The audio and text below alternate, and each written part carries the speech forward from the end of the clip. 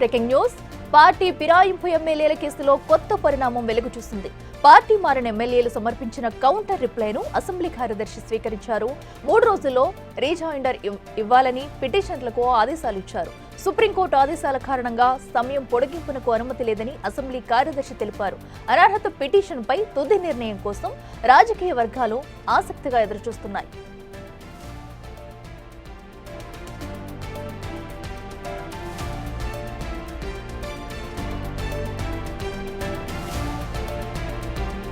Party ఫిరాయింపు ఎమ్మెల్యేల కేసులో కొత్త పరిణామం వెలుగు చూసింది. పార్టీ మారిన ఎమ్మెల్యేలు సమర్పించిన కౌంటర్ రిప్లైను అసెంబ్లీ కార్యదర్శి స్వీకరించారు. అయితే 3 రోజుల్లో రీజాయిండర్ ఇవ్వాలని పిటిషనర్లకు ఆదేశాలిచ్చారు.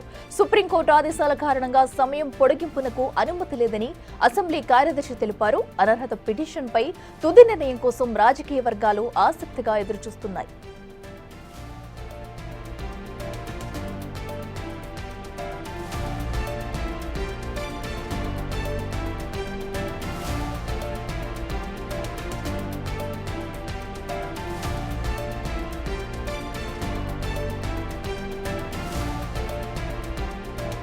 పార్టీ ఫిరాయింపు ఎమ్మెల్యేల కేసులో కొత్త పరిణామం వెలుగు చూసింది. అయితే పార్టీ మారిన ఎమ్మెల్యేలు సమర్పించిన కౌంటర్ రిప్లైను అసెంబ్లీ కార్యదర్శి స్వీకరించారు. 3 రోజుల్లో రీజాయిండర్ ఇవ్వాలని పిటిషనర్లకు ఆదేశాలు ఇచ్చారు.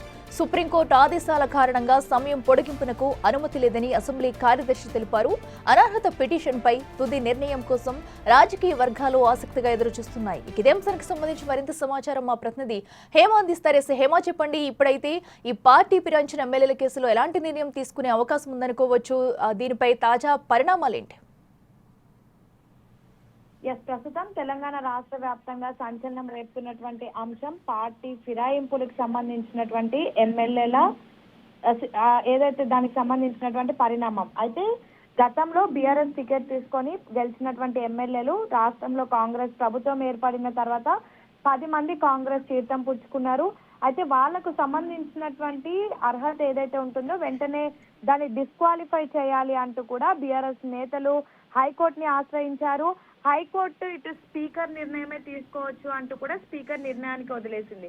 దాన్ని సవాల్ చేస్తూ సుప్రీంకోర్టుకి వెళ్లారు బీఆర్ఎస్ నేతలు. ఇక సుప్రీంకోర్టు కూడా దీనికి సంబంధించి పూర్తిగా స్పీకర్ ఎమ్మెల్యేల దగ్గర వివరణ తీసుకోవాలి, సేమ్ టైం వాళ్ళకి సంబంధించి ఎలాంటి యాక్షన్ తీసుకోబోతున్నారా అనేది 3 నెలల్లో ఇవ్వాలి అంటూ కూడా 3 నెలల్లో చెప్పాలి అంటూ కూడా గడువునిచ్చింది. సో ఈ నేపథ్యంలో గత కొద్ది రోజుల క్రితం అటు అసెంబ్లీ వేదికగా స్పీకర్ కానివ్వండి, లేదంటే ఎల్ఏ మినిస్టర్ ఉన్నటువంటి శ్రీధర్ బాబు మీటింగ్ ఏర్పాటు చేశారు. సేమ్ టైం న్యాయ నిపుణులతో కూడా సమావేశమయ్యారు. ముఖ్యమంత్రి రేవంత్ రెడ్డిని కూడా కలిశారు. అయితే దీనికి సంబంధించి ప్రస్తుతం తెలంగాణ అసెంబ్లీ అనర్హత పిటిషన్ కి సంబంధించి పార్టీ మారిన ఎమ్మెల్యేలు ఏదైతే కౌంటర్ ఇచ్చారో దాన్ని లెజిస్లేచర్ సెక్రటేరియట్ స్వీకరించినట్టుగా ప్రస్తుతం మనకి సమాచారం అందుతోంది.